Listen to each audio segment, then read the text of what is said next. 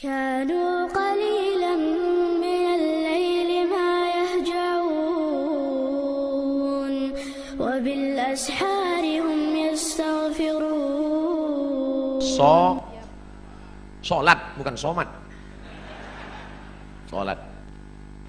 Mudah-mudahan anak-anak gadis yang rajin sholat subuh ini mendapatkan suami yang rajin pula sholat subuh. Karena kalau kalian anakku yang sudah solehah, yang sudah cantik, yang sudah rajin sholat, tiba-tiba dapat laki tak sembahyang, tak satu dua curhat masuk ke HP saya. Ustadz, dulu saya sangka nikah sama dia bahagia, ternyata Pak Ustadz, cuman rasanya bu macam tidur sama babi hutan. Tak sembahyang.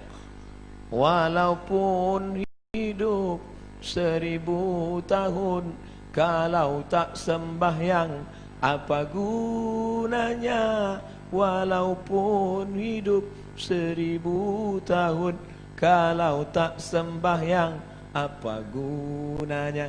Nanti kalau Bapak Ibu kebetulan pergi umrah, ada mihrab dalam taman Raudhah Masjid Nabawi, tempat sholat Nabi.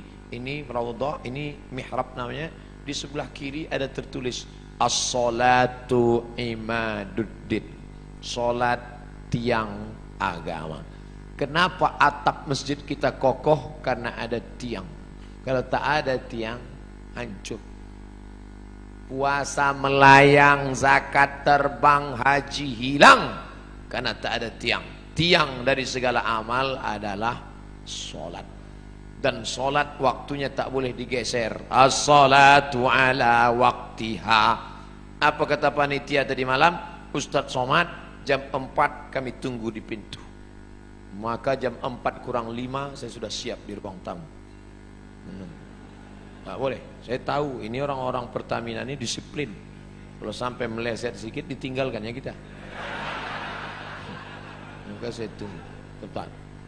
Tapi saya tak bertanya karena dia Pekanbaru sholat subuh jam 5. Ini kok cepat betul? Saya tak tanya. Saya jarang saya nanya-nanya. Masa LCMA nanya? Yalah Pak, pokoknya siap-siap. Sedangkan janji sama Allah tak boleh digeser, apalagi sama manusia tak kita geser, apalagi sama Allah. Ini sekarang banyak yang geser janji sama Allah. Pelembang sholat subuh jam 4 lewat sikit, dibuatnya sholat subuh jam 8. Bangun jam 8, tutup pintu, rapatkan gorden, matikan lampu. Sholli fardhu subhi. Allah.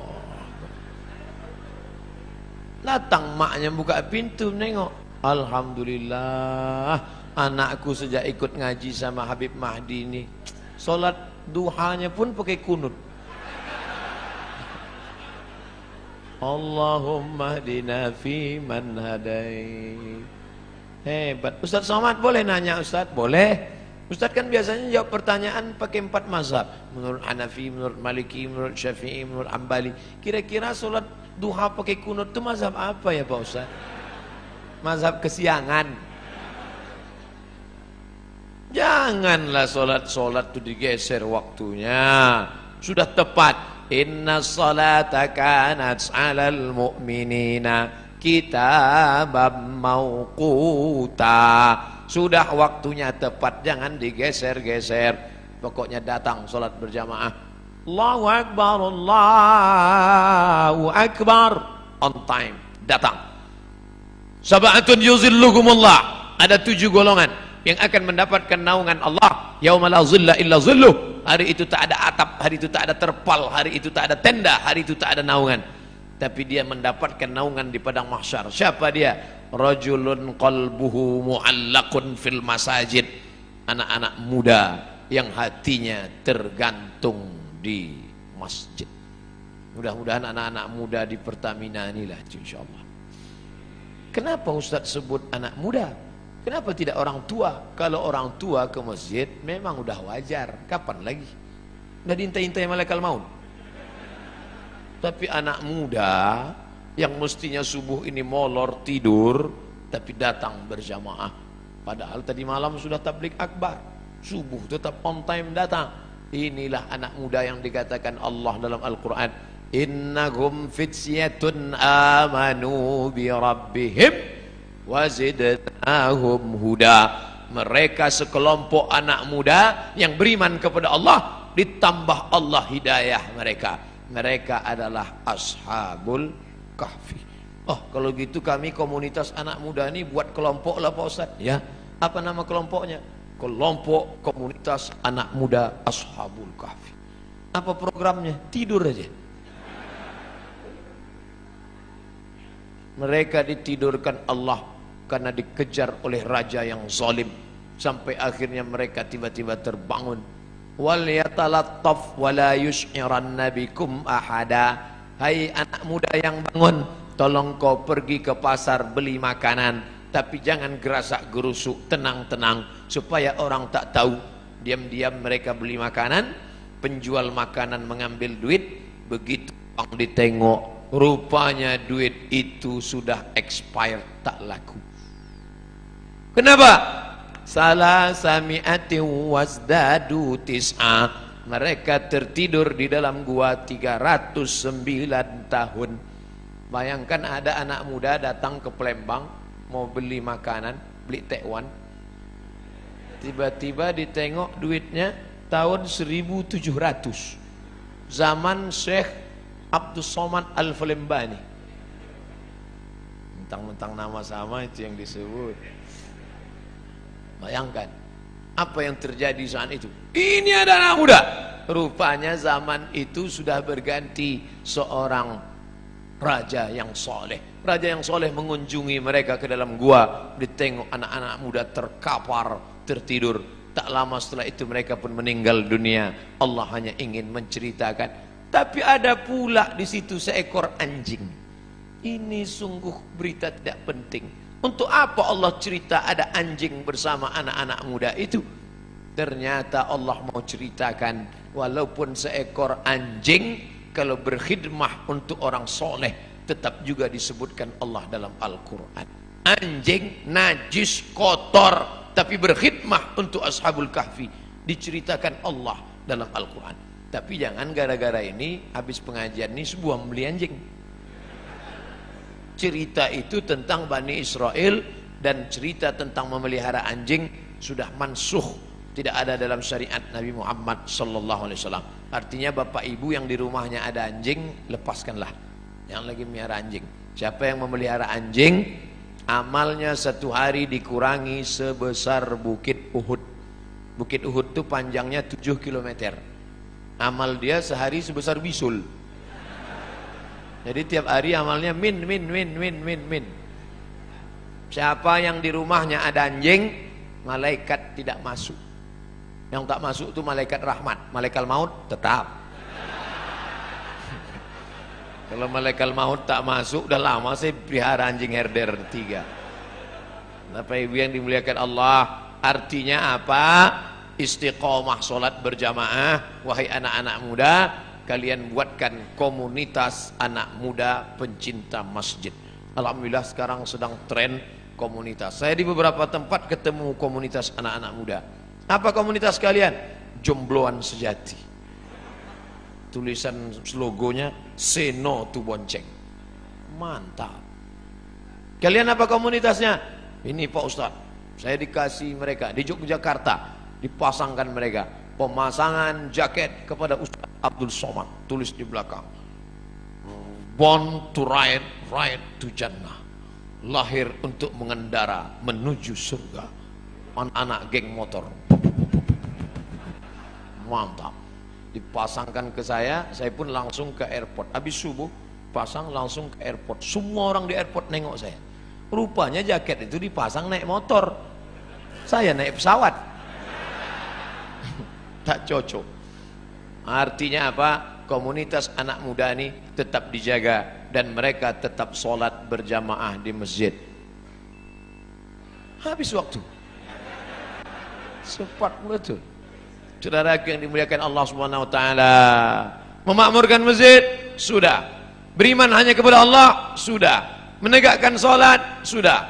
Masuk yang keempat, wa ataz zakah, berzakat. Orang yang sudah sholat tapi tak berzakat, maka tak ada gunanya, karena dia makan haram. Di dalam duit kita itu ada zakat. Zakat orang dititipkan Allah kepada kita. Ada orang diuji kakinya, lulus. Diuji kakinya sholat berjamaah, lulus. Diuji matanya sholat tahajud, lulus. Diuji kantongnya, di situ baru kelihatan. Nama siapa? Pelit bin bakhil bin medit bin kedekut. Ini orang na'udzubillah. Oleh sebab itu maka keluarkanlah zakat. Bapak sudah bayar zakat? Tiap tahun saya bayar zakat, Pak Ustaz. Berapa? 2,5 kilo. Itu zakat fitrah. Zakat pendapatan 2,5%. 85 gram emas murni. Berapa itu sekarang Pak Ustaz? 85 gram kali 500.000 1 gram, 42.500.000. Siapa yang mempunyai pendapatan 42.500.000 sudah kena zakat 2,5%. Kalau profesi kami sebagai pegawai Pertamina ini gimana Pak Ustaz? 42.500.000 setahun, bagilah 12 bulan. 12 bulannya berapa itu? 42.500.000 bagi 12, 3,6. Jadi yang berpendapatan 3,6 juta, 3.600.000 itu udah kena menurut Basnas, amil zakat nasional yang sudah disepakati ijma' antara ulama-ulama Basnas se-Indonesia, 3,6. Saya tidak sebut gaji, karena ada orang gajinya 2 juta, pendapatannya 20 juta. Ada uang tunjang, uang sipak, uang sundul, uang sikut, duit-duit apa. Jadi di total semua, total. Pak Ustadz, saya sebulan dapat 5 juta. Mudah cara ngitungnya. 1.025.000. 5 juta berarti 125.000. Saya 10 juta Pak Ustadz, 250.000. Saya sebulan dapat saya 100 juta Pak Ustadz, 2,5 juta. Mudah-mudahan Bapak Ibu punya duit 100 juta. Dari bunyi aminnya banyak yang tak yakin Pak. Masalah duit ini kita tak bisa ngelihat orang, tak bisa dinilai duit dari wajah orang. Ada hitam, jelek, pesek, pendek. Tapi buka dompet 100 juta. Ada ganteng putih, tengok dompet 2.000 perak. Mudah-mudahan semuanya dapat 100 juta. 100 juta zakatnya berarti 2,5 juta. Memang kalau udah cerita zakat ini banyak lupa. Tak ingat saya Bos. 2,5 juta. Saya tak tahu, entah siapa yang punya 100 juta, entah siapa yang tidak, saya tak tahu. Dan Bapak petugas Basma, Badan Amil Zakat Pertamina, itu tidak tahu siapa yang punya duit. Tapi ada dia yang tahu, la ta'khuzuhu sinatun. Dia tak mengantuk, tak tidak tidur. Tak mau berzakat, simpan, simpan. Tak ada angin, tak ada hujan, tiba-tiba lutut sakit. Dibawa ke tempat kusuk, makin sakit. Dicucuk pakai jarum-jarum itu, akupunktur, sakit. Tak mempan jarum, cucuk paku payung, makin sakit. Akhirnya dibawalah ke Singapura. Sampai di Singapura datanglah dokter Cina membawa martil kecil aja. Dipukulnya lutut. Ayah, lapuklah lama pakai.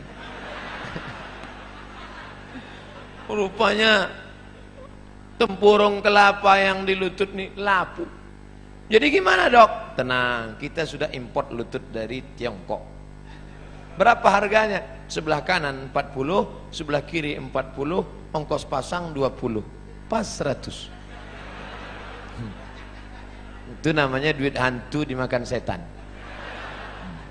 Silakanlah. Yang tak mau bayar zakat tak apa-apa, silakan. Tapi awas. Gimana? Udah ada terasa? Nah, kalau udah ada bayar. Nanti habis ini jumpai Badan Amil Zakat Pertamina, serahkan, bayarkan. Jangan lupa subscribe, like, and share.